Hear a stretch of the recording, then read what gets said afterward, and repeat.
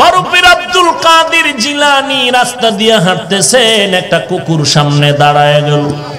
কুকুর ডাক দিয়ে কয়, বড় পীর আমার একটা প্রশ্নের জবাব দিয়া যাও, তুমি ভালো নাকি আমি ভালো, জবাব দিয়া যাও। কুকুর কথা বলতে পারে না, ইমানদারের বিশ্বাস আল্লাহ যদি তৌফিক দেয়, শক্তি দেয়, পারে না? বড় পীর চিন্তায় পড়ে গেলেন, এখন আমি কি জবাব দিব রে কুকুর? যদি বলি তুই ভালো আমি খারাপ, কোরআনের আয়াতের উল্টা হয়ে যায়, ওয়ালাকাদ কাররামনা বানি আদম, বনি আদম হলো সবার থেকে সম্মানিত, দামি। যদি বলি আমি খারাপ কুকুর তুই ভালো, তো কোরআনের উল্টা হবে। যদি বলি আমি ভালো কুকুর তুই খারাপ, তো আমার মধ্যে অহংকার এসে যাবে। আমি ভালো বলতে পারি না, আমি খারাপ বলতে পারি না, এখন কি করা যায়? কুতুবুল আলম, কুতুবে রব্বানি, মাহবুবে সুবহানি শায়েখ আব্দুল কাদের জিলানী রহমাতুল্লাহ আলাইহি মুরাকাবায় চলে গেলেন। মুরাকাবাত থেকে জবাব, আল্লাহর পক্ষ থেকে দিলের মধ্যে জবাব এসে গেল। ডাক দিয়া বলে, রে কুকুর, আজকে তোর প্রশ্নের জবাব দেওয়া যাবে না। জবাব দেওয়ার জন্য আমার কবর পর্যন্ত যাওয়া লাগবে। ওই অন্ধকার কবরে যেদিন আমার বিদায় ঘন্টা বাড়ি পড়বে, আল্লাহ তাআলার অর্ডারে আজরাইল যখন আমার জীবনটা নিয়ে যাবে, জানাজা কমপ্লিট করে যখন আমাকে কবরের দেশে নিয়ে যাবে, ওই কবরের মধ্যে আমাকে যখন মাটি দিয়ে পাড়ায় আসে রেখে সবাই চলে যাবে, ওই কবরে দুইজন ফেরেশতা যখন আসবে প্রশ্ন করার জন্য, এক নাম্বার প্রশ্ন রবের পরিচয় দাও, দুই নাম্বার প্রশ্ন তুমি ধর্মের পরিচয় দাও, তিন নাম্বার প্রশ্ন তুমি রাহমাতুল লিল আলামিনের সম্পর্কের পরিচয় দাও। যদি আল্লাহ কবুল করেন জবাব দিতে পারি, আল্লাহর নবীর হাদিস মতে কবর হবে বেহেশতের বাগান। তখন আমার জন্য জান্নাতের ঘেরান আমি কবরে পেতে থাকব। তখন আমি বলতে পারবো, রে কুকুর তুই বড় খারাপ, আর আমি বনি আদম আমি বড় ভালো, কবরে আমার বেহেশতের বাগান হয়ে গেল। আর যদি আল্লাহ না করুন এই কবরের হালাত বিপরীত হয়, প্রশ্নের জবাব যদি আমি দিতে না পারি, সাথে সাথে আল্লাহর ওয়াদার হয়ে যাবে কবর জাহান্নামের গর্ত। আল্লাহর ওয়াদার হবে জাহান্নামের সাথে কবরের লাইনটা খুলিয়া দাও। একটা নয়, দুটো নয়, 70 থেকে 99টা সাপ। তখন আমার কবর আযাবের গর্ত হয়ে যাবে। আমি বড় পীর ছোট পীর কোনো ভেদাভেদ নাই। তখন আমি তোমাকে বলতে পারবো, কুকুর তুমি অনেক ভালো, আমি অনেক খারাপ, কারণ তোমার জাহান্নাম নাই, আমি আব্দুল কাদের জিলানীর জাহান্নাম। আল্লাহর ওলি এই কথা বলিয়া দুনিয়ার মানুষের বয়ান করে শোনায় গেলেন, এ দুনিয়ার মানুষ, মরণের পরে কবরে গিয়া নাজাত পাওয়ার আগ পর্যন্ত নিজেকে কুকুরের থেকে ভালো মনে করিও না। এরে নবীর উম্মতের দল, কিসের দুনিয়ার পাগল? বরং দুনিয়া তোমার পাগল হবে, তুমি আল্লাহর পাগল হয়ে যাইবা। দুনিয়ার পাগল হইস না রে ভাই। আমাকে মাওলানা না বললে আমি কেমন জানো একটু কষ্ট পাই। আমাকে আন্তর্জাতিক বক্তা না বললে আমার মনটা যেমন বেজার হয়ে যায়। আমাকে বড় হুজুর, প্রিন্সিপাল, মুহাদ্দিস, মুফতি সাহেব না বললে কষ্ট আসে। এরে বাবা, তোমার মুফতি আর মুহাদ্দিসগিরির কি দাম যদি কবরে গেলে আযাব হয়? ওরে বাবা, তুমি মুফতি হও আর না হও, তুমি মুহাদ্দিস হতে পারো আর না পারো, পীর হও আর না হও, মুহাদ্দিস হও আর না হও, মাওলানা হও আর না হও, আল্লাহ বলেন তুই পীর, মুহাদ্দিস না মুফতি সাহেব জানার দরকার নাই। আমার কবরে যদি আসিয়া নাজাত পেতে চাও, মুসলমান হইয়া কবরে যাও। তোমার মুফতি নামের টাইটেল থাকলেও কি না থাকলেও কি, যদি মুসলমানের টাইটেল লাগাইতে না পারো, এজন্য বান্দা তুমি আগের থেকে তৈরি হয়ে যাও। এরে নবীর উম্মতের দল, দিল্লি শাহী জামে মসজিদের মধ্যে জুমার খুতবা দেন শাহ ওলিউল্লাহ মুহাদ্দিস দেহলভী রহমাতুল্লাহ আলাইহি। জুমার খুতবায় যখন দাঁড়ান রুমাল দিয়া চেহারাটা ঢেকে দাঁড়ান। প্রশ্নকারী প্রশ্ন করলেন, রুমাল দিয়া চেহারা ঢাকেন কেন? বলে আগামী জুমায় প্রশ্নের জবাব নিয়ে যাইও। পরের জুমায় প্রশ্নকারীরা ডাইকা সামনে আনলেন, নিজের রুমালটা প্রশ্নকারীর মাথার উপরে দিলেন। প্রশ্নকারী রুমালটা দেওয়া মাত্র একটা চিৎকার দিয়ে জমিনে বেহুশ হয়ে পড়ে গেল। হুশে আসার পরে বলে, বাবা আমার মাথার রুমাল তোমার মাথায় দেওয়ার কারণে চিৎকার দিয়ে বেহুশ হয়ে গেলাম, কারণটা কি? আল্লাহর বান্দা বলেন, আল্লাহর কসম আপনার রুমাল আমার মাথায় দেওয়ার পরে আমি দিল্লির বিশাল শহরে লক্ষ লক্ষ মানুষের মধ্যে তাকায় দেখলাম মানুষ নাই, মানুষ নাই, মানুষ নাই। বানর দেখা যায়, শুকর দেখা যায়, কুকুর দেখা যায়, আর মাঝে মাঝে দুই একজন মাত্র মানুষ দেখা যায়। গর্ব সুরত আদমি ইনসাবুদে আহমদ বু জাহলো হামে কসাবুদে। এরে নবীর উম্মতের দল, মুসলমান হইয়া কবরে যাইতে পারলাম কি পারলাম না চিন্তা করা দরকার। মাওলানা হইতে পারলাম কি পারলাম না চিন্তার দরকার নাই। বক্তা হইতে পারলাম কি পারলাম না চিন্তার দরকার নাই।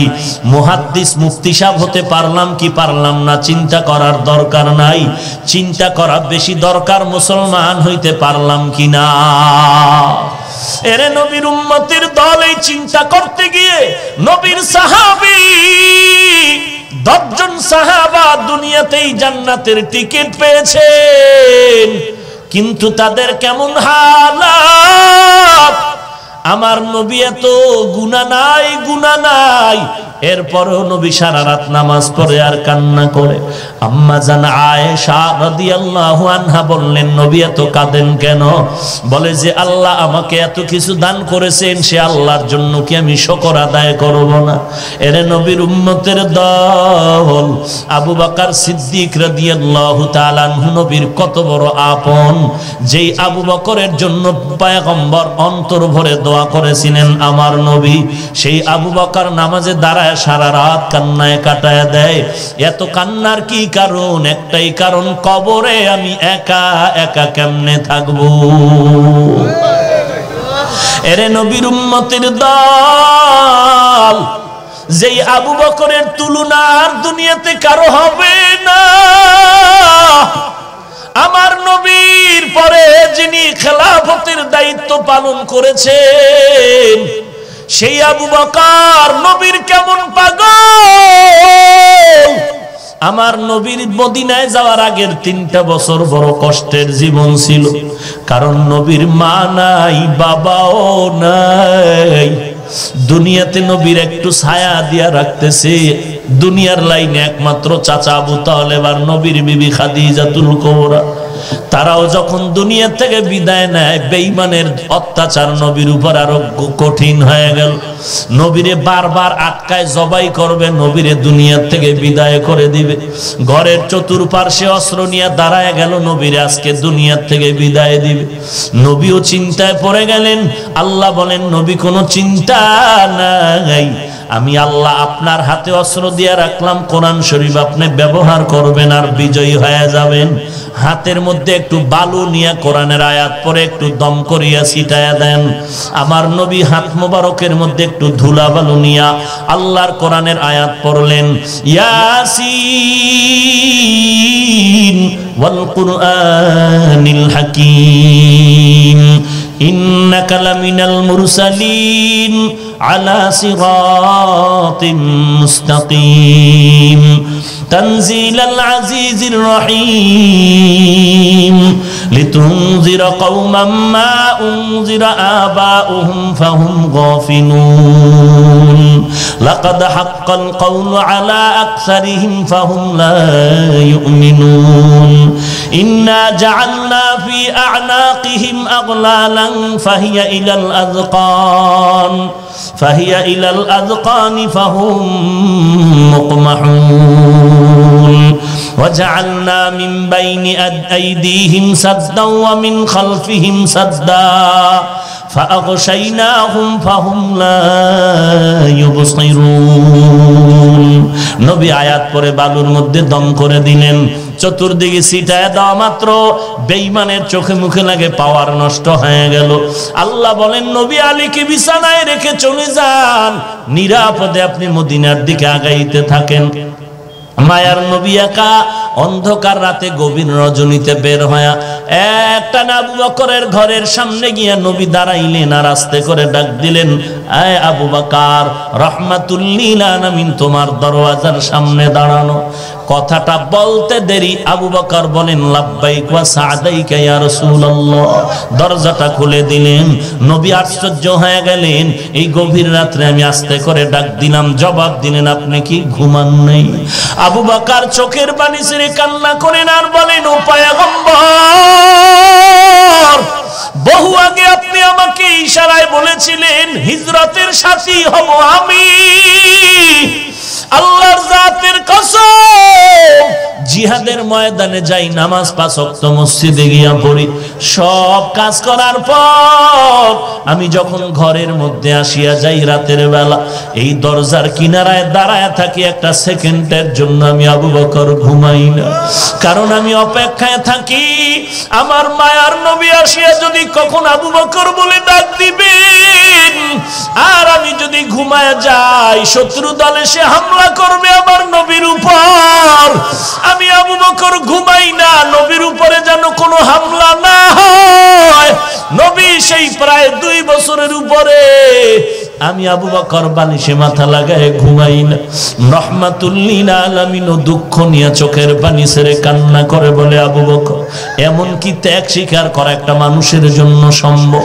আবু বকর বলেন, নবী শুধু আমি ঘুমাই না তা না, আমার কলিজার টুকরা ছোট মেয়ে আসমাও ঘুমায় না। আপনার জন্য নাস্তা বানায় অপেক্ষা করে, বিশাল লম্বা সফরে নাস্তা দিবে। শুধু তাই না, আমাদের সফরের বাহন এই যে উট কিনে রাখলাম, উট, এই উটও রাতের বেলা ঘুমায় না, নবীর অপেক্ষায় তাকায় থাকে রাহমাতুল লিল আলামিন কখন আসবেন। মায়ার নবী হাত উঁচু করে আল্লাহর দরবারে দোয়া করলেন, ও আল্লাহ, আবু বকরের সফর মদিনার মক্কা থেকে শুরু হয়ে গেল, মদিনা পর্যন্ত শেষ না, এই আবু বকরের সফর শেষ হবে জান্নাতের মধ্য পর্যন্ত। এরে নবীর উম্মতের দল, ওই নবীর উম্মত হয়েছো, আজকে সেই নবীকে তোমার সামনে গালি দেওয়া হয়, মনে কষ্ট লাগে না রে বাবা? নেতার বিরুদ্ধে, দলের বিরুদ্ধে, পীরের বিরুদ্ধে কথা বললে মনে কষ্ট পাও, ওই নবীর বিরুদ্ধাচরণ করা হয়, তোমার কষ্ট লাগে না? আল্লাহর কাছে চোখের পানি ছেড়ে তওবা করো, নবীর সুন্নতের আঁকড়ায় ধরো। কষ্ট না লাগার কি কারণ? নবীর সুন্নতের আমল নাই, মুহাব্বত নাই। এরে নবীর উম্মত আশিকের দলে যুবক, দুনিয়াটা কিছুই না, কয়দিন যৌবনের বাহাদুরি করবা, আল্লাহর দরবারে এখন ফিরে আসো। জীবনের 3 ভাগের সব যৌবন তুমি গুনার কাজে কাটায় দিলা। এরে যুবক, আজকে তোমার মতো যুবক দেখো তাকায়, স্কুল কলেজে পড়ে, 1 ওয়াক্ত নামাজও বাদ দেয় না, মা বাবার খেদমত করে, দাড়িওয়ালা, র্যাব, আর্মি, পুলিশ, বিডিআরের চাকরি করে, নামাজ বাদ দেয় না, ব্যবসা করে, শ্রমিকের কাজ করে, নামাজ কামাই দেয় না। এরে যুবক, তুমি কেন পারবা না? আল্লাহর দরবারে তওবা করো। আলেম ওলামাদের কথা কি মিথ্যা মনে করেছো রে যুবক? আল্লাহর কোরআন, নবীর হাদিস কি মিথ্যা মনে করেছো? আজকে যদি আমরাও পারতাম শার্ট প্যান্ট টাই লাগায় দাড়ি কেটে রাস্তায় চলতে, কিন্তু না, কারণটা কি? আল্লাহর কোরআনে কোনো মিথ্যা নাই, নবীর কথা কোনো মিথ্যা নাই। যদি তুমি নেক আমল নিয়ে যাও কবরে, আলহামদুলিল্লাহ, কবর জান্নাতের বাগান হয়ে যেতে পারে। ভয় করব কাকে? আল্লাহর ভয় যার অন্তরে থাকবে, ওই বান্দা কখনো আল্লাহর বিরুদ্ধাচরণ করবে না। সন্তান মা বাবাকে ভয় করার কারণে মা বাবার সামনে অন্যায় করে না। ওস্তাদের অন্তরে অন্তরে ছাত্র ভয় করার কারণে ছাত্র ওস্তাদের সামনে অন্যায় করে না। বিচারকের সামনে আসামি অন্তরে ভয় থাকার কারণে বিচারকের সামনে অপরাধ করে না। যদি বান্দা আল্লাহকে ভয় করে চলতো, গলায় ছুরি আসলেও কখনো জিহ্বা দিয়া কাউকে কাফের বলে গালি দিতে পারতো না। গালি দেওয়া হালাল না হারাম?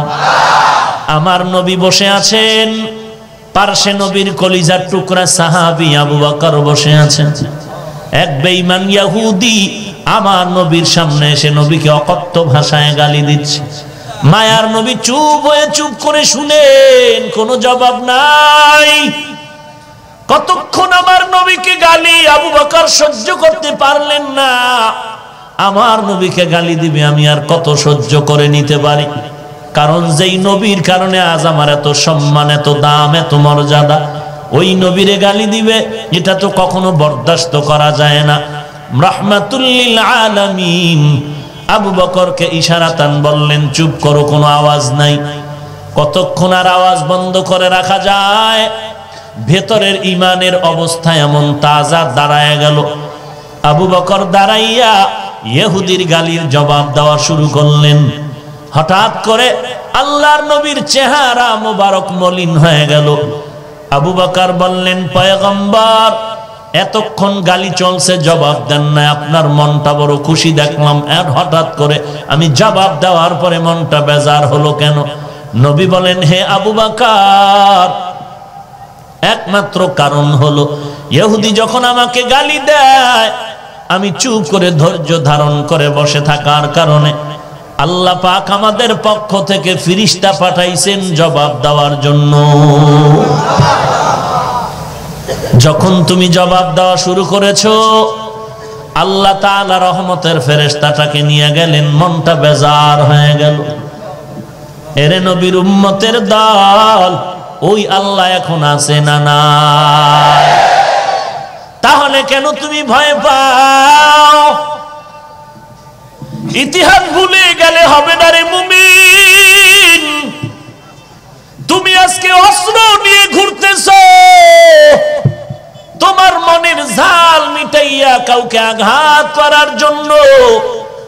সিলেটের জমিনে ইয়ামান থেকে শাহজালাল রহমাতুল্লাহ আলাইহি যখন আউলিয়াদের কাফেলা নিয়ে আসছিলেন, গৌর গোবিন্দ বলে, এই জমিন ছেড়ে ভেগে যাও। শাহজালাল বলে, মুসলমান এখনো চিনো না, মুসলমানের চরিত্র জানো না। মুসলমান যেই কদম সামনে আগায় দেয়, কোনো বেঈমানের ভয়ে ও কদম আর পেছনে ফিরায় নেয় না। মুসলমানি বুয়াদ গর্দান নেহাদান এনানে খুদ বদস্তে খাজাদাদান গর্ব সুরত আদমি ইনসাবুদে আহমদ বু জাহলো হামেক সাবুদে আদমিরা আদমিয়ত লাজিমাস আউদেরাগর বুনা বশদহি জামাস। গৌর গোবিন্দ বলে, কথা বাড়ায় না, বলে বাড়াই নাই। বলে জমিন ছেড়ে যাও, বলে আল্লাহর জমিনে আল্লাহর গোলাম থাকবে, এটাই হলো নিয়ম, অন্য কথা চলবে না। বলে যুদ্ধ হবে, শাহজালাল বলে যুদ্ধ হবে, অমুক দিন তোমার সাথে যুদ্ধ হবে। অস্ত্র রেডি হয়ে গেল। গৌর গোবিন্দের অস্ত্রের অভাব নাই, জনবলের অভাব নাই, ধনবলের অভাব নাই। শাহজালালের অস্ত্র নাই, জনবল নাই, ধনবল নাই, হাঁটে আর খায়, কষ্ট করে জিন্দেগি চালায়। আল্লাহর কাছে রাতের বেলা আগামীকাল যুদ্ধ হবে, চিন্তায় পড়ে গেলেন কি করা যায়। রাতের আধারে আল্লাহর ওলি আউলিয়া কেরামের কাফেলা নিয়া আল্লাহর দরবারে দাঁড়ায় গেলেন। রাতের গভীর আর সে আজিমের সাথে লাইনটা লাগায় দিলেন আর ডাক দিলেন, ও দয়ার মালিক, ও দয়ার মালিক, কোরআনের বাহন নিয়া কালেমার পতাকা উড্ডীন করার জন্য দিনের পথে আসছি রে মাওলা, মেহেরবানি করে তুমি আমাকে মাফ করে দাও। গৌর গোবিন্দ বেঈমানের সাথে আমরা যুদ্ধে পেরে ওঠার মতো অস্ত্র নাই, তবে আল্লাহ তুমি যদি একটু দয়ার নজরে তাকাও, এই জমিনটা হাতের মুঠায় নিতে একটা বিন্দু সময় লাগবে না। আল্লাহর দরবারে চোখের পানি ছেড়ে কাঁদলেন। আল্লাহর দরবারে সব আউলিয়া কেরাম দোয়া করলেন, নামাজ হয়ে গেল, দোয়া হওয়ার পরে ফজরের নামাজের সময় সামনে রেডি হয়ে গেল। শাহজালাল দাঁড়ায় বলেন, ও আউলিয়ায়ে কেরামের কাফেলার মধ্যে এমন কেউ আছেন নাকি জিন্দেগিতে নামাজ ছুটে নাই, জামাত ছুটে নাই? নাসিরউদ্দিন নামের একজন দাঁড়ায় গেলেন, দাঁড়ায় বলেন, শায়েখ আমি জীবনে নামাজ কাজা করি নাই এবং জামাত ছাড়াও আমি নামাজ পড়ি নাই, আমার জীবনে নামাজ ছুটে নাই, জামাত ছুটে নাই। শাহজালাল রহমাতুল্লাহ আলাইহি বললেন, ও আল্লাহর গোলাম, আপনার পবিত্র জবানে আজ ফজরের আজানের ধ্বনি তুলতে হবে। ফজরের আজানের সময় হয়ে গেল। নাসিরউদ্দিন নামের ওলিয়ে কামেল দাঁড়ায়া যখন আজানের আওয়াজ দিলেন, আল্লাহু আকবারের ধ্বনি তুললেন, কেমন যেন আসমান থেকে আল্লাহর কুদরত, আজানের ধ্বনি শুরু হয়ে গেল, গৌর গোবিন্দের জমিনে কম্পন শুরু হয়ে গেল, জালজালা শুরু হয়ে গেল। নাসিরউদ্দিনের কণ্ঠে আজান চলতেছে, গৌর গোবিন্দের জমিন কাঁপতেছে, আজান চলতেছে, জমিন কাঁপতেছে, আজান চলতেছে, জমিন কাঁপতেছে। আজান এক পর্যায়ে গিয়ে শেষ, সবাই তাকায় দেখে গৌর গোবিন্দ জমিন থেকে শেষ। আউলিয়ারা কারে উকবা ইখতিয়ার, জাহেলারা কারে দুনিয়া इख्तियार या इलाही मुझसे मुझको दूर कर ताके देखो मुझ में तुझको एक नजर आती ना फी दारे दुनिया ना हसन आती ना फी दारे उक़बा ना हसन या गियासल मुस्तगीसीन हदीना लफ्तिखारा बिल उलूमे वल गिना कादर कुदरत दारी बर कमाल अंता रब्बी अंता हसबी जुल জালাল। এরে বাংলাদেশের যুবক, সেই আজান এখনো আছে না নাই? সেই আল্লাহ এখনো আছে না নাই? তাহলে তুমি নামাজ বাদ দিয়ে কেন অস্ত্র নিয়ে দৌড়াইতেছো? কই তোমার দাড়ি, কই তোমার টুপি, কই তোমার নামাজ, কই তোমার সুন্নতের আমল? শাহজালাল তো গৌর গোবিন্দের পতন ঘটাইলেন, অস্ত্র লাগে নাই, চোখের পানি আর কান্নার আওয়াজ আর ফজরের আজান। এখনো যদি বান্দা তুমি আজান দাও, আজান তো এখনো চলতেছে, তবে কেন বেঈমানের পতন হয় না? একমাত্র কারণ আজানের মধ্যে সে রুহানিয়াত নাই। রুহানিয়াত বুঝেও না, নাই তো হরের কথা বুঝলে না, বুঝবে আছে না নাই? ফজরের আজান দেয় মুয়াজ্জিন, যদি ওযু না থাকে তো বরকত হবে কি করে? ইমাম সাহেব নামাজ পড়াবে, কোরআন পড়বে, তার ইখলাসের বরকতে মুক্তাদিরা নামাজে দাঁড়াইয়া অন্যায় করতে ভুলে যাবে, যে না হুজুরের আমল দেখলে তো মনে চায় না যে আমি গুনার দিকে আগায়া যাই। ভাইরা আমার, এজন্য আল্লাহ বলেন আমাকে ভয় করো, মুসলমান না হয়ে কবরে আসবা না। মুসলমান না হয়ে কবরে আসবা না মানে মুসলমান হইতে দেরি করিও না, কারণ সময় কম। কখন তোমার আজরাইল এসে ধাক্কা দিবে, ডাক দিবে জানা নাই। দুইজনে এক জায়গায় বসে চা পান করলাম, গল্প করলাম, দুজন সুস্থ অবস্থায় ঘরে গেলাম। 2 ঘন্টা পর মোবাইলের মধ্যে আওয়াজ আসতেছে, তোমার বন্ধু হঠাৎ করে দুনিয়া থেকে বিদায় হয়ে গেল। মরণের কোনো গ্যারান্টি কার্ড হাতে নাই, অতএব কবরে যাওয়া তো লাগবে, আজকে রাত্রেও যেতে হতে পারে, বলার কোনো উপায় নাই। এরে নবীর আশিক উম্মতের দল, মৃত্যু যেহেতু একবার হবে, তবে মুসলমান না হয়ে কবরে যাও না, মানে মুসলমান হইতে দেরি করিও না। ইমানদার দাবি করো, নামাজ নাই, রোজা নাই, পর্দা নাই, হালাল হারামের ভেদাভেদ নাই, তাড়াতাড়ি এগুলো রেডি করো। এরে নবীর উম্মতের দল, তোমার হঠাৎ করে বিদেশ যেতে হতে পারে, পাসপোর্ট রেডি করো, কারণ পাসপোর্টের সাথে আবার ভিসা লাগান লাগবে। যদি পাসপোর্ট রেডি না হয় ভিসা লাগাইবা কেমনে রে বাবা? আগে ইসলামের মুসলমান খাঁটি ঈমানওয়ালা হয়ে যাও, একজন জাহান্নামের মুক্ত বান্দা, জান্নাতি বান্দার বন্ধু হয়ে যাও। দুনিয়াটা কিছুই না, বয়ান প্রতিদিন চলতেছে চলতেছে, চলবেই চলবে, কিন্তু একটা সময় আসবে বয়ান চলবে, বক্তা বয়ান করবে, ময়দানে মানুষ স্লোগান দিবে, তুমিও থাকবা না আমিও থাকবো না। যেতে তো হবেই, পালানোর কোনো উপায় নাই।